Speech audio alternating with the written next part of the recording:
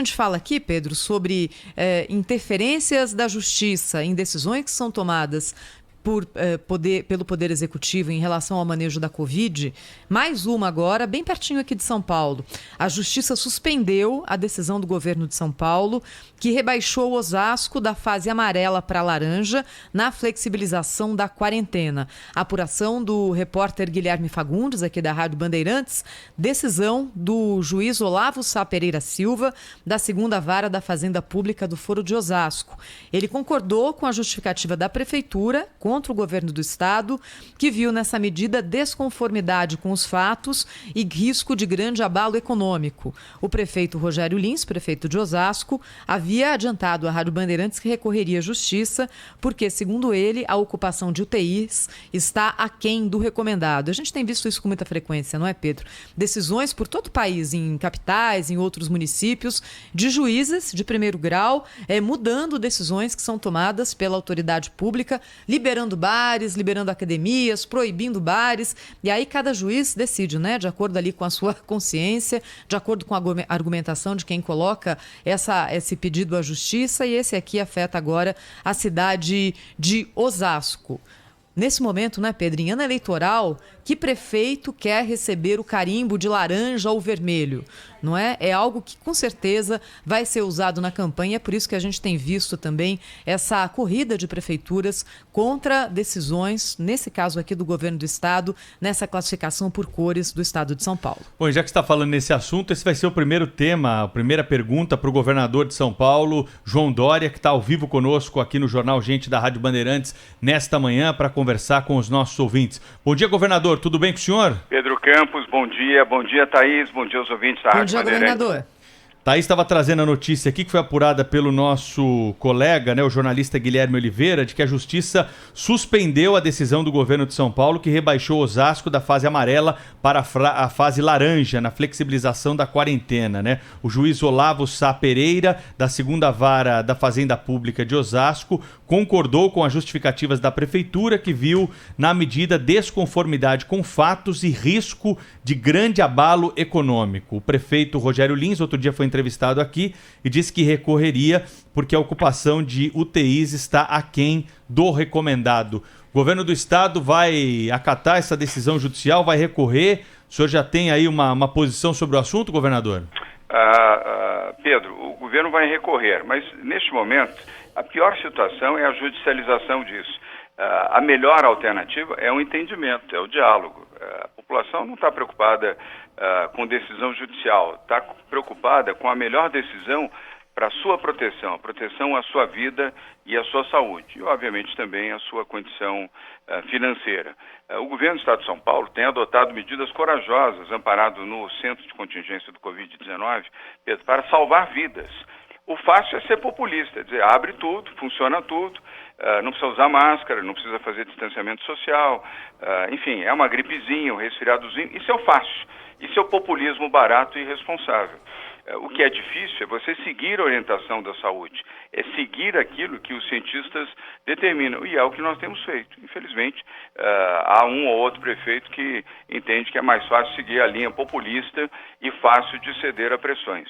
Eu lamento muito, mas o governo do Estado de São Paulo vai recorrer porque tem razão e está amparado na ciência e na medicina. Eu respeito muito o judiciário e muito os juízes, mas juiz é juiz, médico é médico, médico é cientista. Em uma situação de pandemia, Pedro, eu prefiro ouvir o médico e cientista a ouvir um juiz, sem desrespeito nenhum ao judiciário, mas lamento a decisão desse juiz.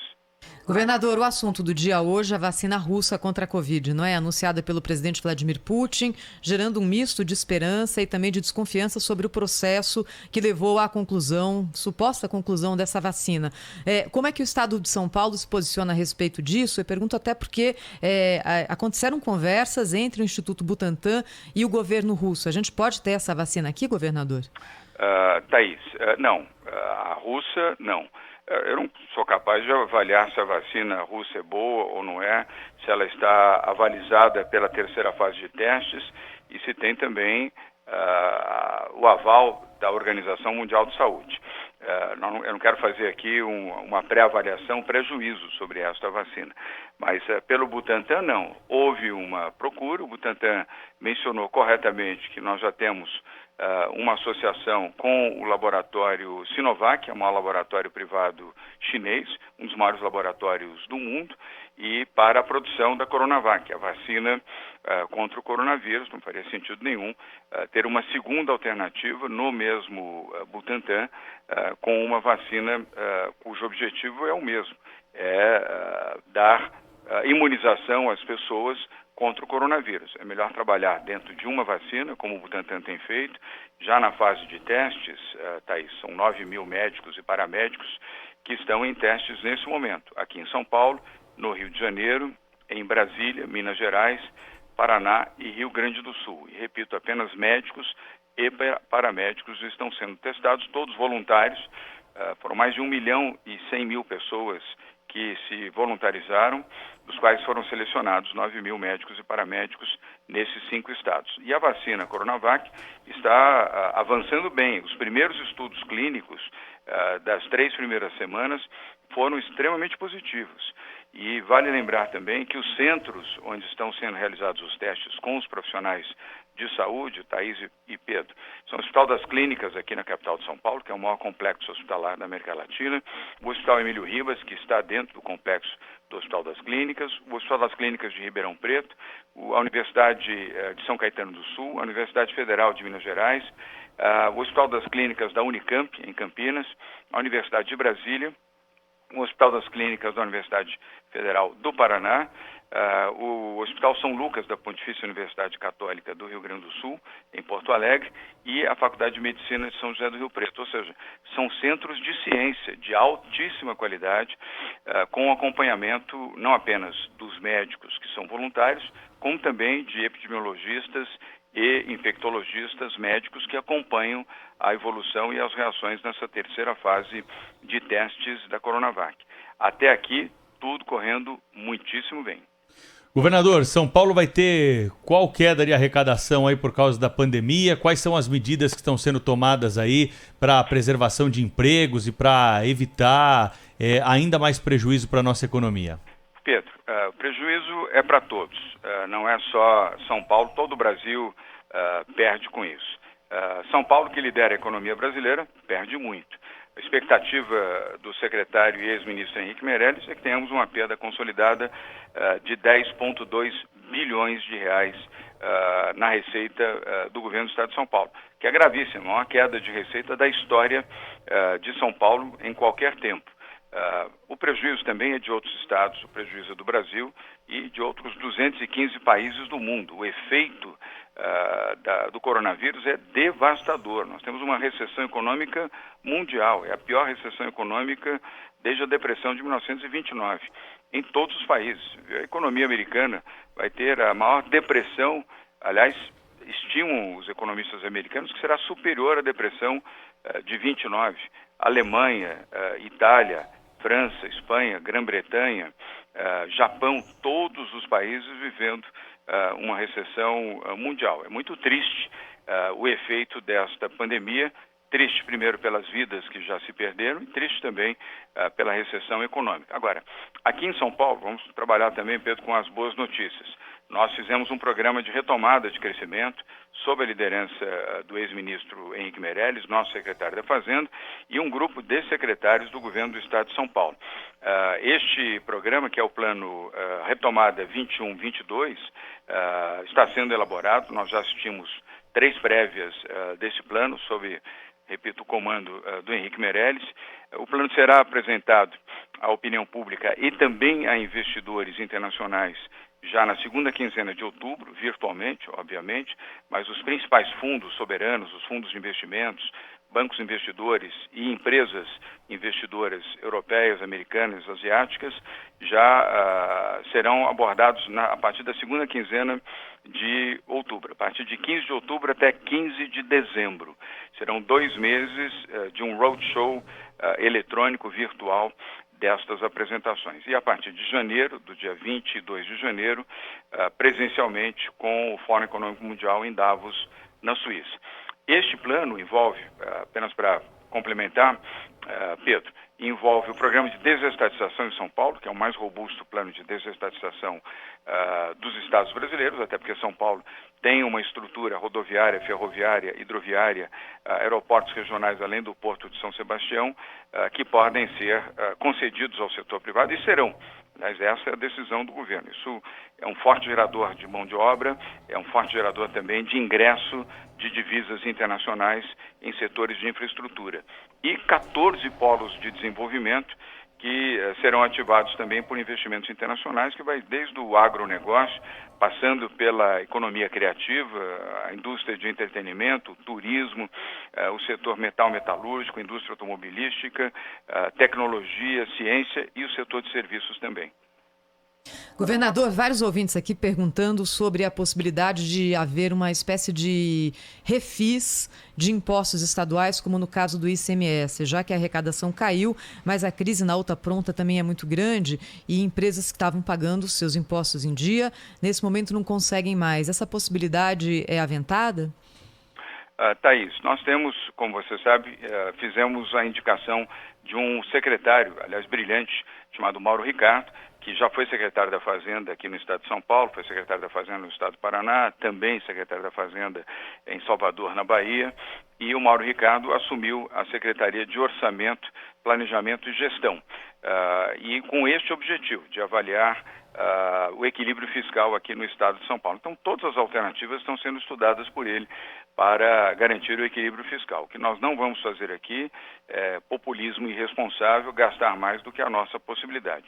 São Paulo nunca fez isso e não fará agora. Então, a responsabilidade do Mauro Ricardo é, juntamente, evidentemente, com a área fazendária, com o Henrique Meirelles e toda a sua equipe e os demais secretários de Estado, construir um projeto de modernização administrativa e, ao mesmo tempo, de recuperação de receitas. Então, o tema do refis, Thaís, é um dos temas que está sendo estudado pelo secretário Mauro Ricardo e tudo isso será concluído até o final de agosto. Tem prazo também para a conclusão e a apresentação à opinião pública e à própria Assembleia Legislativa do Estado de São Paulo. Governador João Dória está sendo entrevistado aqui no Jornal Gente da Rádio Bandeirantes, entrevista que está sendo retransmitida pelo portal UOL ao vivo nesta manhã. Volta às aulas é o assunto que tem gerado o maior número de comentários dos nossos ouvintes aqui ao longo dos últimos dias. Muitos pais de alunos de escola pública, de escola privada, que querem saber como que está sendo elaborado esse protocolo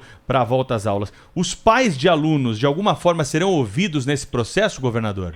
Estão sendo ouvidos, não é que serão ouvidos. Estão sendo ouvidos, Pedro. Até recomendo, esta semana, se vocês concordarem, uma entrevista com o Rocieli Soares, que é o secretário de Educação do Estado de São Paulo, ex-ministro da Educação do governo Temer e um profissional respeitadíssimo no campo da educação em todo o Brasil, porque é um campo que exige um detalhamento muito grande. A proposta do governo do Estado é que as aulas presenciais, Pedro, sejam retomadas a partir de 7 de outubro, mas a nossa preocupação, a preocupação do governo do Estado, onde está, evidentemente, a liderança da Secretaria de Educação, é proteger a vida dos alunos, professores e funcionários também. Nós não vamos colocar em risco a vida nem dos alunos, nem dos professores, nem dos funcionários da rede pública e privada de ensino. O retorno terá que ser gradual e, na primeira etapa desta retomada das aulas, apenas 35% dos alunos, Pedro. Gradualmente, 35%, depois mais 35%, e aí a última etapa com 30%. E todas as escolas, para reabrirem no dia 8 de setembro, no dia 7 de outubro, deverão estar na fase amarela, pelo menos 28 dias. Então, isso é um fato também importante a ser destacado. Agora, sempre em proteção aos alunos, aos professores e aos funcionários. Colocar em risco alunos, assim como professores e os prestadores de serviço na rede privada e pública é tudo que nós não devemos fazer. Portanto, isso vai exigir calma, paciência e o acompanhamento das fases do Plano São Paulo, que é o acompanhamento da própria Covid-19. O número de infecções, infelizmente o número de óbitos, a capacidade hospitalar e de atendimento à população. Então, eu recomendo fortemente, Pedro, como esse é um assunto, e eu reconheço, que traz muitas dúvidas da população, de maneira geral, valeria a pena convidar o secretário Rosseles para uma entrevista na Rádio Bandeirantes. Governador de São Paulo, João Dória, ao vivo conosco aqui na Rádio Bandeirantes, entrevista também agora na capa do portal UOL. Governador, queria fazer para o senhor uma pergunta até que é mais de fundo, assim. A gente bateu no final de semana 100 mil mortos no país, 25 mil mortos em São Paulo por causa da Covid. Onde é que a gente errou como sociedade no combate a essa doença, hein? Na falta de liderança do presidente Jair Bolsonaro. Esse foi o primeiro erro. Eu sou direto nisso, Thaís. Todos os países do mundo, exceto 4 dos 216 países do mundo que foram afetados pelo coronavírus, tiveram líderes liderando a sua população e protegendo o seu povo. Mas, governador, aqui no nosso caso não houve aquela decisão do Supremo também dando aos estados a liderança no combate à Covid? Ainda bem.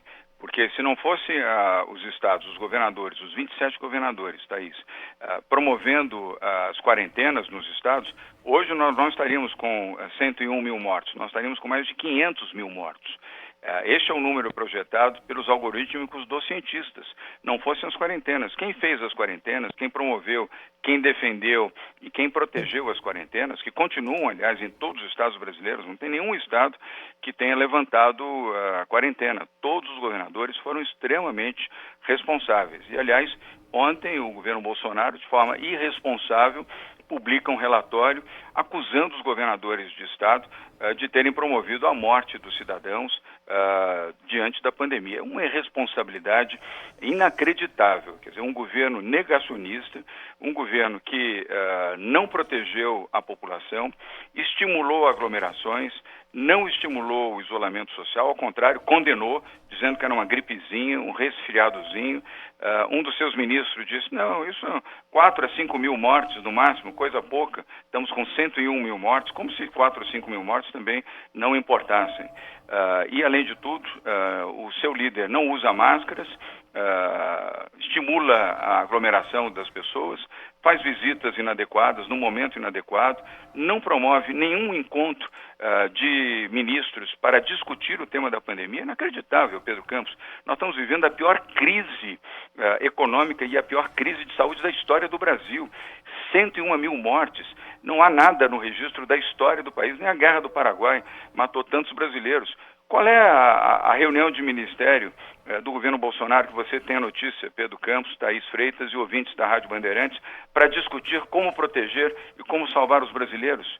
Que momento vocês ouviram um pronunciamento do presidente Jair Bolsonaro defendendo o isolamento social, protegendo as pessoas, recomendando o distanciamento social e o uso de máscara? O que fez foi valorizar e estimular o uso da cloroquina, medicamento que não é recomendado, aliás, é desrecomendado pela Organização Mundial de Saúde para o combate ao coronavírus. Apenas em casos muito específicos e sob orientação médica é que pode ser recomendado e com consentimento do cliente. Que líder é esse? Que Brasil tem um líder que, ao invés de conduzir a sua população à vida, conduz e acaba induzindo a população à sua própria morte e ainda fala vida que segue? Não é vida que segue, Pedro. Não é vida que segue, Thaís. São vidas que importam. Claro. São vidas que importam. Eu quero deixar isso muito claro, com toda a minha força, como cidadão brasileiro, mais do que como governador de estado, como brasileiro, como pai de família. É vergonhosa a posição do presidente Jair Bolsonaro diante desta pandemia. Somente ele, o ditador da Nicarágua e 2 ditadores da Bielorrússia são negacionistas. Até aqueles que eram no início mudaram e hoje lideram de forma adequada o seu povo, a sua população e os seus governos. E nós temos um líder que ainda produz um documento que foi publicado ontem e revelado hoje até pela Rádio Bandeirantes, acusando os governadores. Tudo o que nós não precisamos nesse momento, Pedro Campos e Thaís Freitas, é divisionismo. Nós precisamos de união, país unido para salvar vidas. A pandemia ainda está aí, ela só vai terminar quando tivermos a imunização de todos os brasileiros com a vacina. Enquanto isso, nós temos a quarentena e temos que proteger as pessoas. Governador, essa é a verdade. Governador, agora, olhando para trás, né, a gente já está aqui em agosto, já sabe muito a respeito do que aconteceu e, enfim, eu tenho certeza que não é fácil ser governante nesse momento. Olhando para trás, o senhor se arrepende de não ter cancelado o carnaval em São Paulo em fevereiro? Thaís, desculpe, essa não é uma colocação adequada, Thaís. Nós não tínhamos no Brasil nenhuma vítima da pandemia, nenhuma vítima da pandemia. E eu não sou dono do carnaval, nem promotor de carnaval, Thaís. O carnaval aconteceu em São Paulo, Rio de Janeiro, Paraná, Santa Catarina, Bahia, Pernambuco, Amazonas, Rio Grande do Sul, no Brasil inteiro. Então vamos acusar também as emissoras de televisão que transmitiram o carnaval. Vamos acusar os promotores das escolas de samba de terem promovido o desfile das escolas de samba. Vamos acusar as emissoras de rádio de terem divulgado e promovido o carnaval. Desculpa, Thaís, não é uma colocação adequada. Perdão. Secretário, o governador João Dória, o secretário Alexandre Baldi volta para o governo do estado? Vamos avaliar, Pedro, vamos avaliar. Ele tem 30 dias de licença para fazer a sua defesa. Aqui no governo do estado foi competente, foi sério, foi probo, fez uma gestão brilhante à frente da Secretaria de Transportes Metropolitanos. Nenhum fato vinculado ao governo do estado de São Paulo foi objeto de ordem judicial. E ele tem todo o direito de fazer a sua defesa. E quero afirmar aqui a você, a Thaís, aos ouvintes da Rádio Bandeirantes, tem a minha confiança. Agora, ele tem ainda pela frente mais dias na sua licença, pedida por ele, o que mostra a sua altivez, a sua grandeza, para promover a sua defesa. Eu tenho certeza que o fará e muito bem. Governador, a gente está falando ainda nesse assunto de investigação, né? A gente teve investigações importantes contra 2 nomes históricos, emblemáticos do seu partido, o ex-governador José Serra, o ex-governador Geraldo Alckmin, que estão respondendo aí acusações, denúncias na justiça. De alguma forma, essas notícias podem impactar a presença do PSDB nas urnas nas eleições municipais desse ano? Como que o partido vai sair dessa? Pedro, primeiro, creio que não vai promover nenhum impacto. 2, tanto o ex-governador Geraldo Alckmin como o ex-governador José Serra estão fazendo a sua defesa com serenidade e com equilíbrio. O PSDB não cria nenhum obstáculo a investigações, nem condena investigações. O PSDB entende que as investigações são necessárias sim, mas confia também na capacidade e na idoneidade dos seus 2 ex-governadores. Geraldo Alckmin tem um patrimônio mínimo, é um homem com uma vida simples, uma vida modesta, sempre pregou isso e as pessoas que o conhecem sabem disso também. Isso não terá efeito na eleição municipal, nem na capital de São Paulo, nem no estado de São Paulo. Agora, diferentemente de alguns partidos que num passado recente, onde o seu presidente de honra ficou preso por quase 2 anos, nós aqui não criamos obstáculos nem condenamos investigações.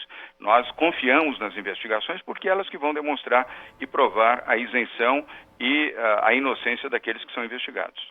Governador, como o Estado de São Paulo, o senhor como governador, observa agora a discussão sobre reforma tributária que começa a ser feita no Congresso Nacional e a possibilidade de retorno de um imposto com o mesmo mecanismo da CPMF?